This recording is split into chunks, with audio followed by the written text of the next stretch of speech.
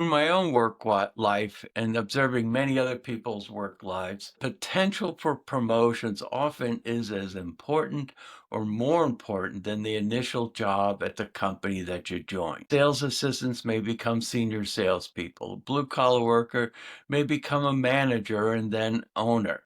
The list goes on and on. From our interview video, you don't want to ask promotion when you're interviewing for the job because the person interviewing you will think you're after their job. But there are ways to determine if one can be promoted there. Also, promotions are the best way to avoid the loyalty tax that we covered in the three employee traps video. Only consider promotion ability when you have two quality job opportunities, including your current job. When I was a national sales manager, one of my sales assistants told me he was leaving for a better opportunity. He changed his mind when I asked him if he had the same opportunity with that job to be promoted or get an even better job somewhere else. Of course, I never told the CEO about this conversation. When interviewing at a company, ask if you will be replacing someone. If yes, they will say that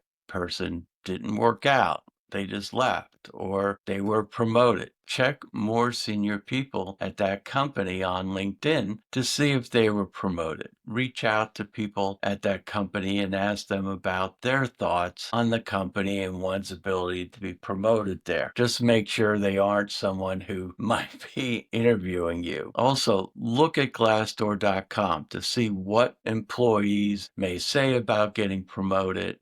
The best way to get promoted is to stand out for your great work with your current position or show you have ideas and abilities for that higher position or do both. Don't wait for them. Being a clock watcher or not doing work you're being paid for won't get you a promotion. I've lost count of how many reels I've seen on Instagram by so-called employee consultants where you'd be hurting yourself, not helping yourself by following them. For example, don't take a promotion that doesn't immediately come with a raise. Bad advice. Get good at your new job. And if they don't give you a raise, another company can hire you for much, much more money. Why? Because you're more marketable with that promotion. Another example.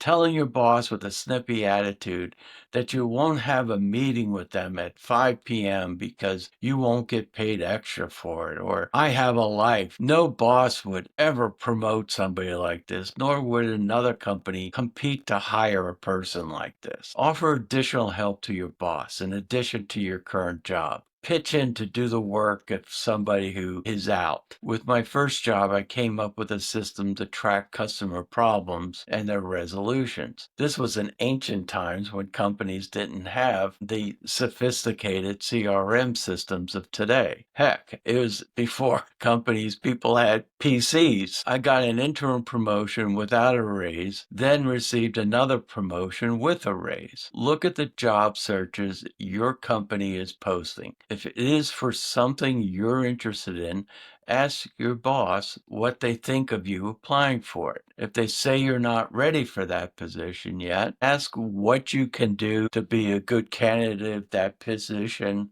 came up again. The worst thing that will come out of this is that you now know what you need to work on to go get a raise some other company, because now you're going to have know what the skills and experience is that people will pay dearly for. It doesn't matter if these skills and experience are part of your current job. Of course, this video, what we're really showing are great strategies that can make up for average tactics or how we are at work on a day-to-day basis.